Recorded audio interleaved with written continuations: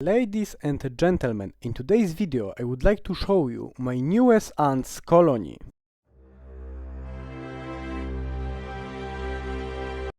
Today's fantastic species is, drumroll,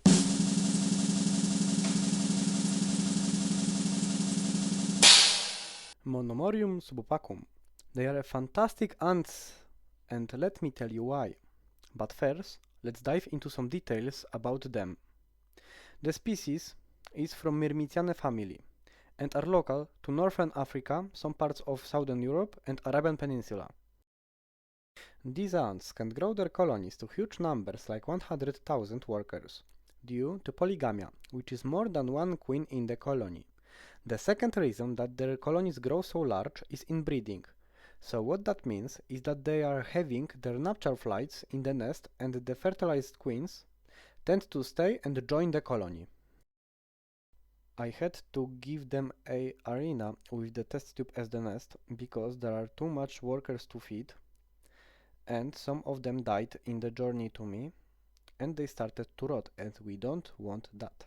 So what I planned for this arena is a desert with an orange sand and a dead bush. I think that they will look good in that type of environment and will manage to thrive and grow large numbers. Okay, so the arena is ready, time to add some ants.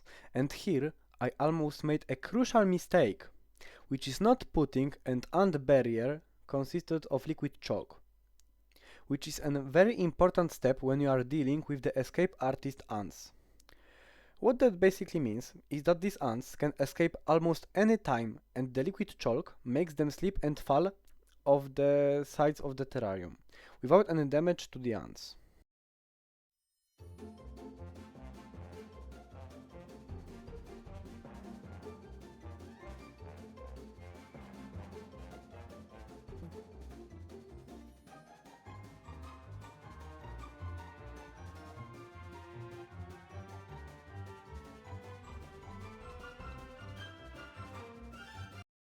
And the moment we all waited for.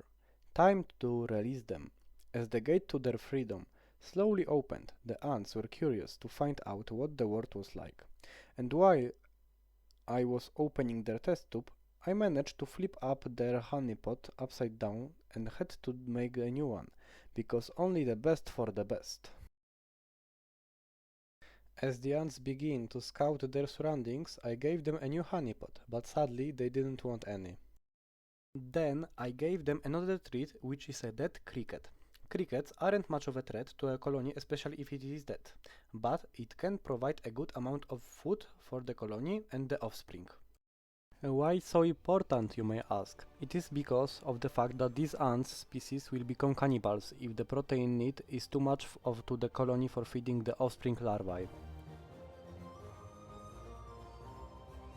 Dead cricket. The cricket wasn't a hit, and his movement isn't that he is alive, but a muscle memory kicked in. On the other hand, honey got some attention, and the ants even kissed. So what that basically means is that the ants were feeding each other mouth to mouth. And now let's look together as they explore more and get acclimated to their surroundings.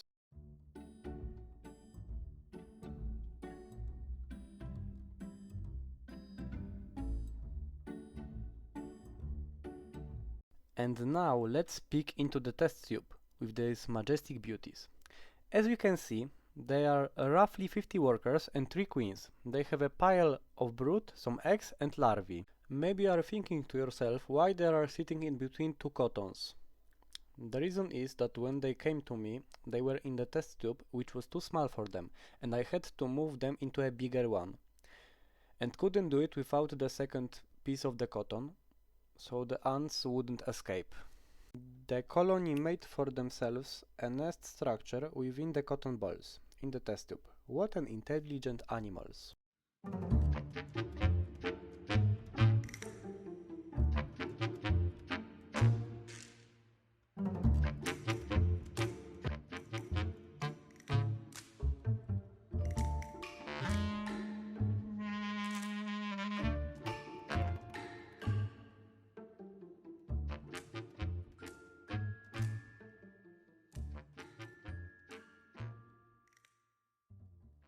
As we can see, the cricket lost his leg, so the ants got to work with him and the colony will have protein now.